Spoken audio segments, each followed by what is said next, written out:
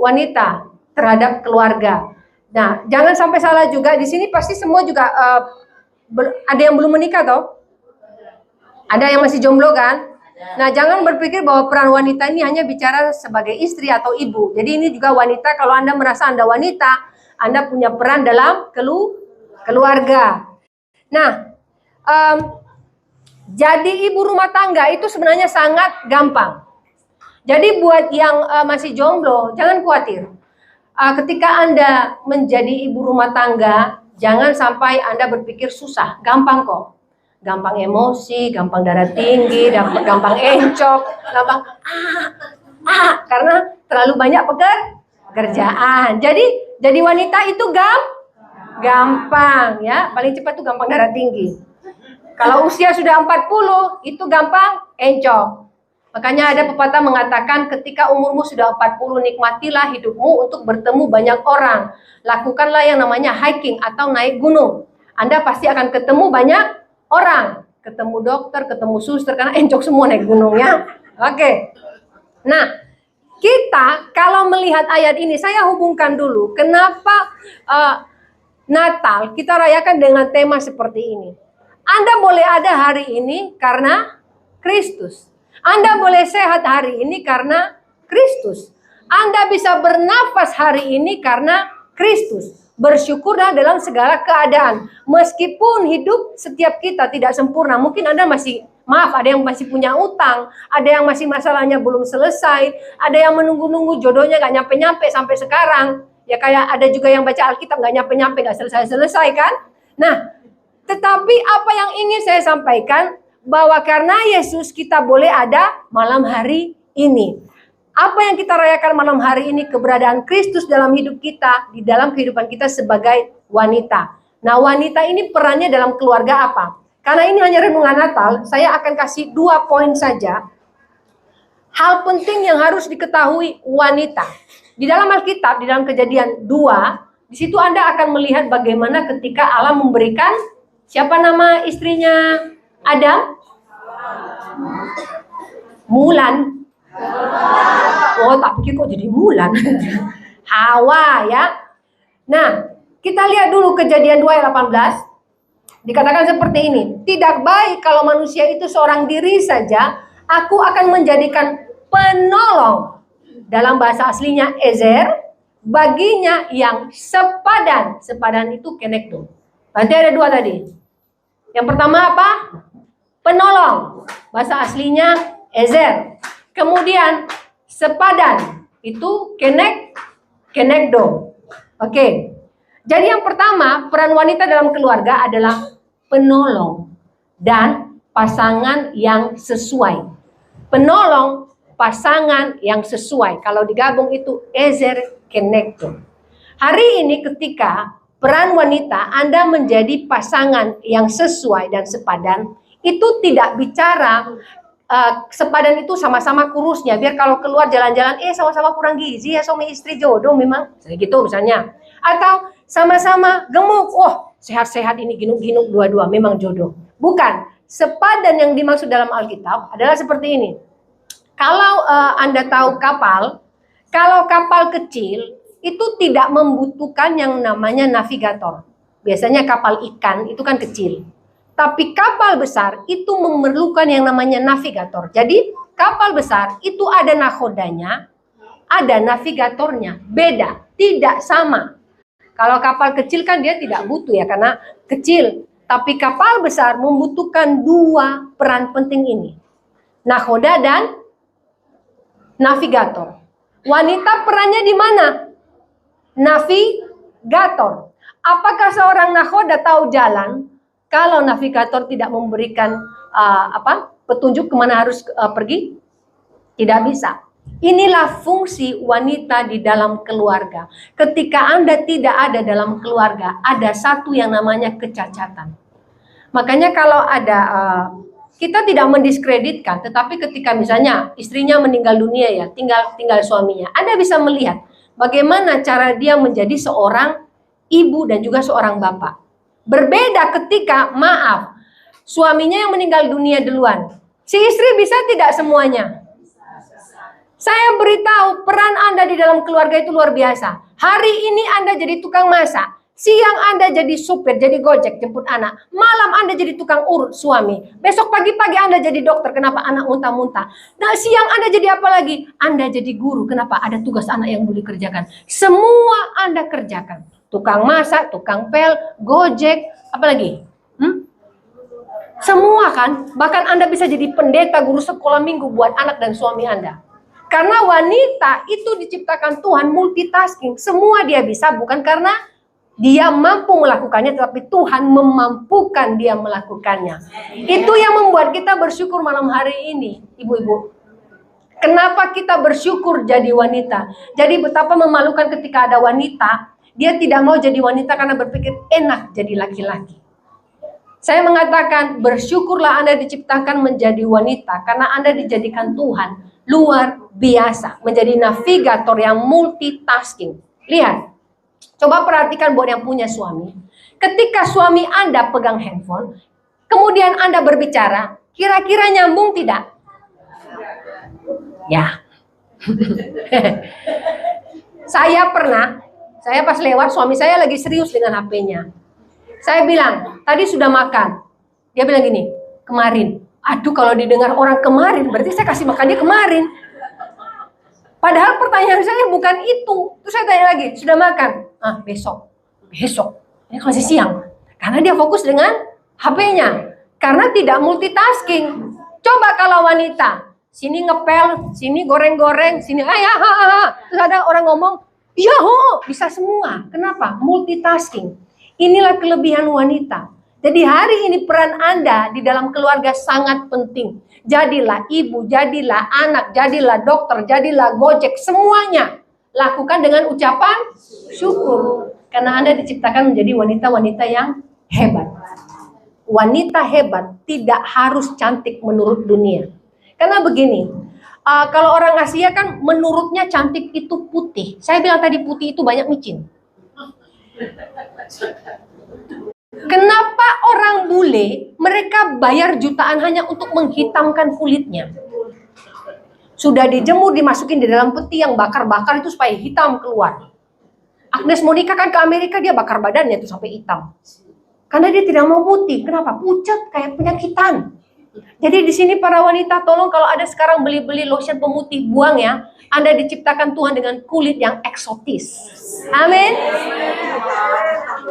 Jadi kalau waktu dulu Anda berjalan di depan suami kurang percaya diri karena merasa kulit saya hitam.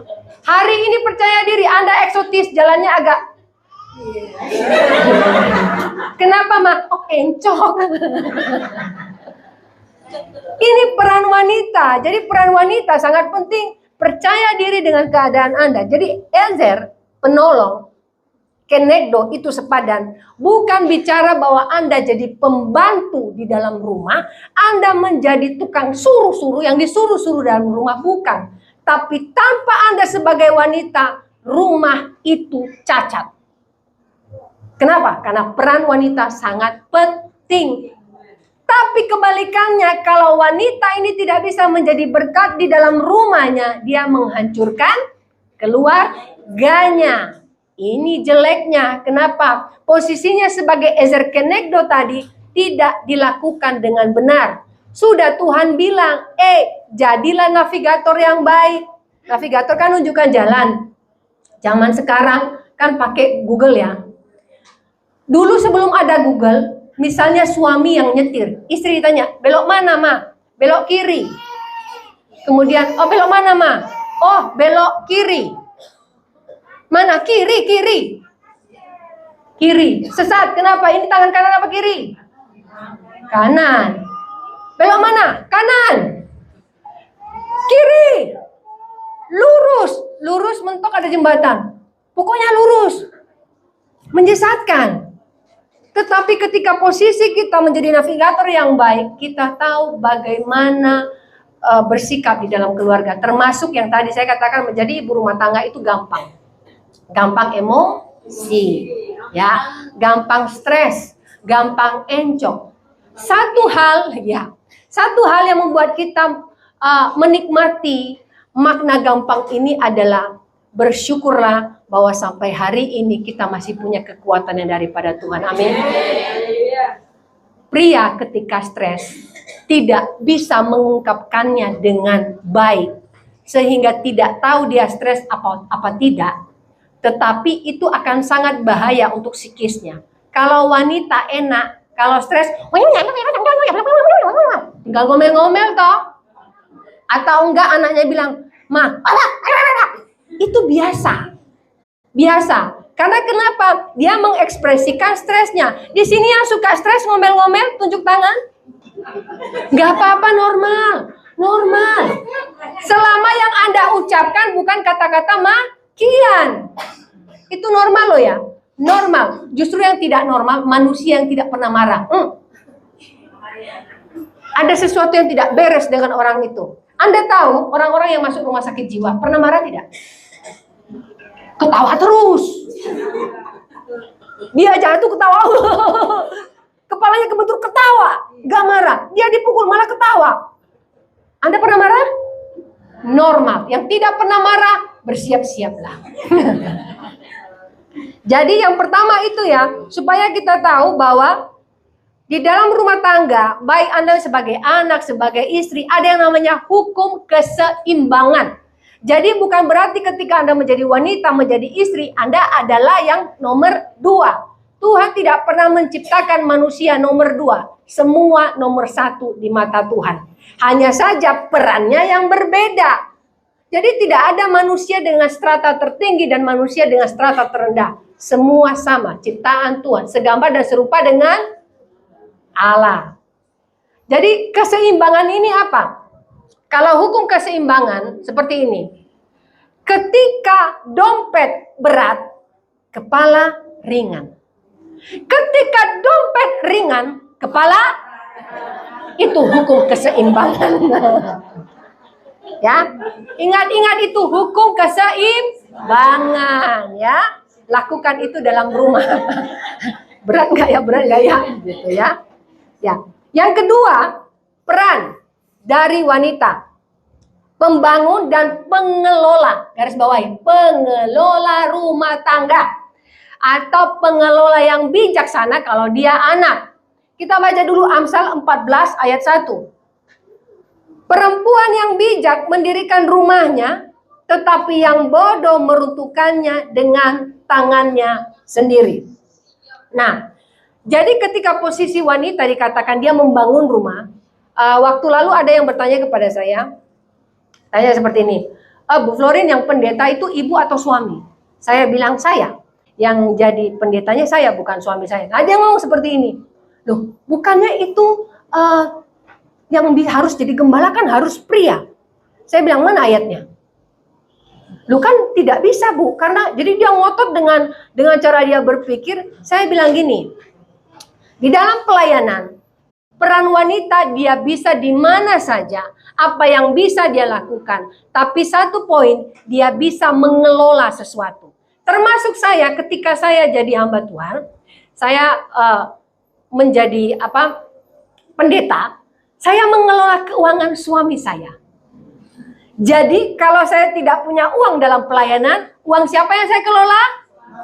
Suami. Tapi harus pintar mengelola. Kenapa? Supaya apa yang diberikan oleh suami dipakai dengan benar. Kesalahan wanita, perannya menjadi cacat ketika dia tidak bisa mengelola keuangan rumah tangga. Kecuali ada wanita ngomong gini ke saya, Bu, kemarin suami saya lempar baskom. Saya bilang, berdosa ibu, kenapa? Dia kasih 20.000, katanya ini belanja seminggu, mau makan apa? Saya bilang, tenang ibu, jangan marah-marah, jangan emosi. Kasih minum aja dia air putih setiap hari, 1 minggu kenyang. Lah kan biaya gas 20.000, buat rebus air. Cukup kalau ditanya, kok minum terus? Lah kan hanya buat beli gas 20.000. Malah naik ya sekarang yang gas melon berapa? 10.000. Gak ada kembaliannya kan Bu? Udah gak ada kembaliannya, belum lagi capek jalannya bawa. Ya gak apa-apa, gak usah emosi. Wanita yang perannya baik, pertama dia bisa mengelola keuangan. Kedua, dia bisa mengelola emosi. Dalam rumah, ketika ada pertengkaran, yang harusnya diam siapa? Wanita atau suami? Biasanya yang dituntut diam suami. Ketika Anda bisa mengelola sesuatu, Anda bisa mengelola emosi. Karena gini, wanita ketika pria marah, dia tidak butuh berhari-hari. Tapi wanita kalau marah berhari-hari, sampai Tuhan Yesus datang pun masih marah dia.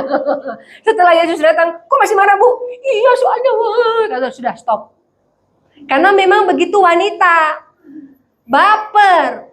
Untuk mengelola ini bagaimana? Lebih baik diam. Karena semakin Anda meresponi, bereaksi dengan amarah Anda, amarah itu tidak akan pernah berhenti.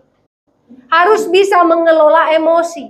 Kalau anak Anda punya kelakuan yang membuat Anda misalnya merasa, aduh ini anak dari kemarin disuruh begini kok nggak bisa. Anda tenangkan diri dulu.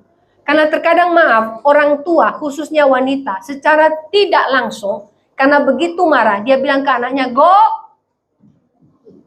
hati-hati, itu anak siapa? Bukan anak tetangga, anaknya Anda. Kalau Anda bilang, blok, yang jadi mamanya siapa? Dasar anak. Siapa keteknya?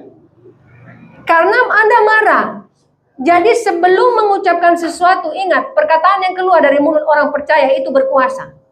Apapun yang Anda sampaikan kepada anak Anda adalah ucapan yang mengimpartasi sesuatu.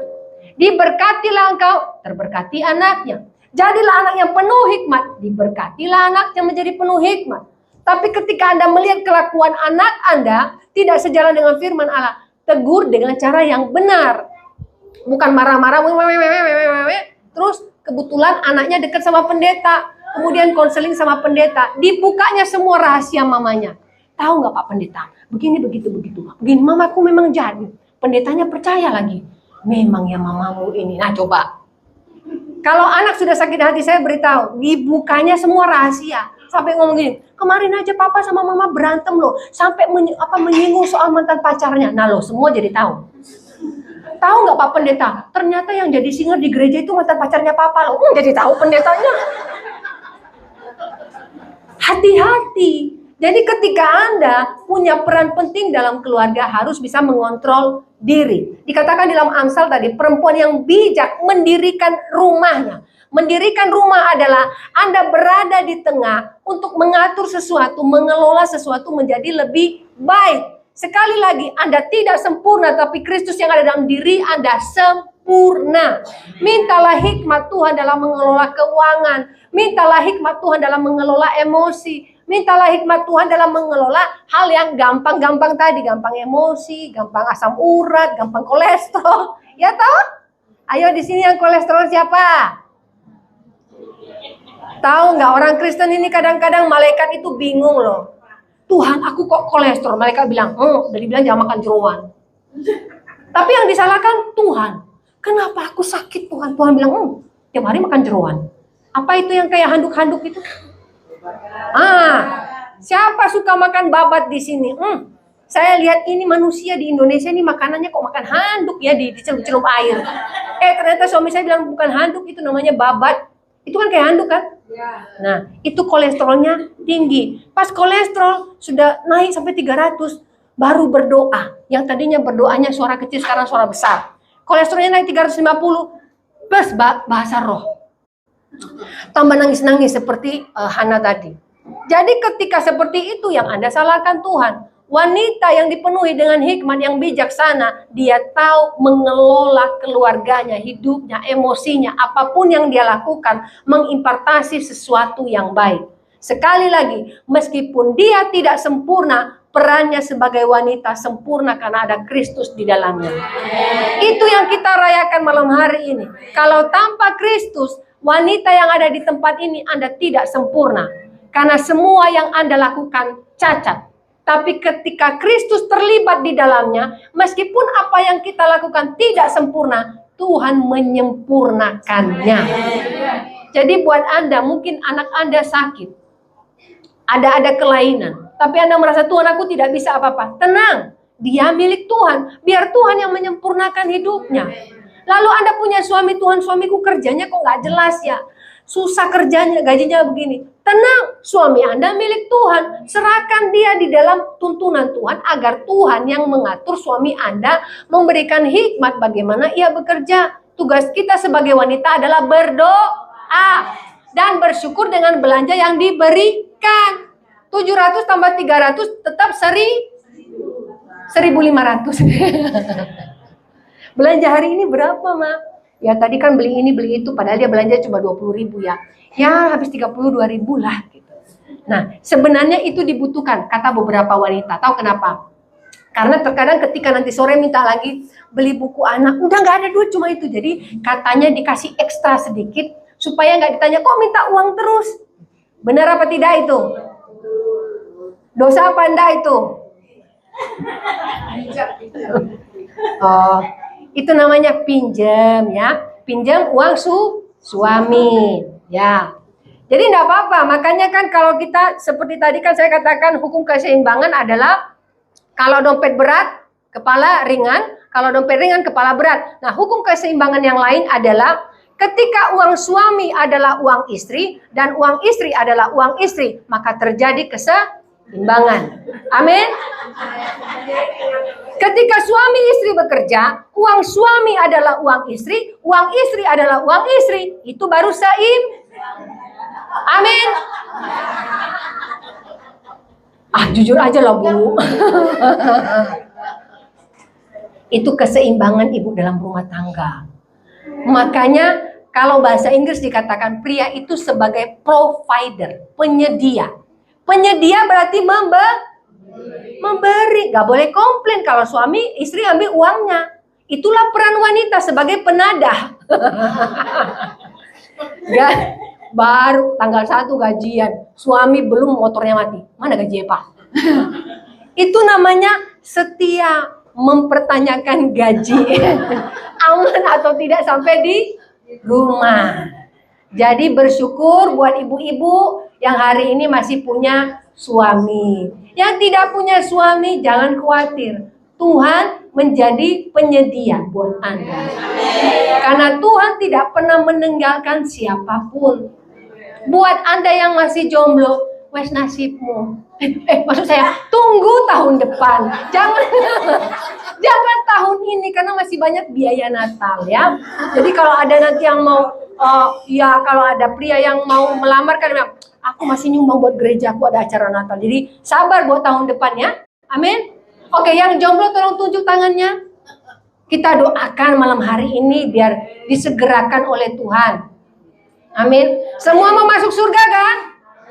Tunjuk tangannya mau masuk surga. Malam ini Ibu? Mau disegerakan malam hari ini? Maksud saya supaya kita semua masuk surga, mari kita doakan yang jomblo supaya mendapatkan jodoh ya. Kita berdoa dan bukan hanya itu, malam hari ini saya juga berdoa buat para wanita yang ada di tempat ini. Ketika Anda datang di tempat ini malam hari ini bukan sekedar perayaan, tapi malam hari ini saya percaya setiap wanita yang ada di tempat ini terimpartasi kuasa Allah dalam hidup Anda, sehingga hikmat Allah dan kebijaksanaan yang daripada Allah memenuhi setiap kita di tempat ini. Amin. Mari kita berdoa. Yesus Tuhan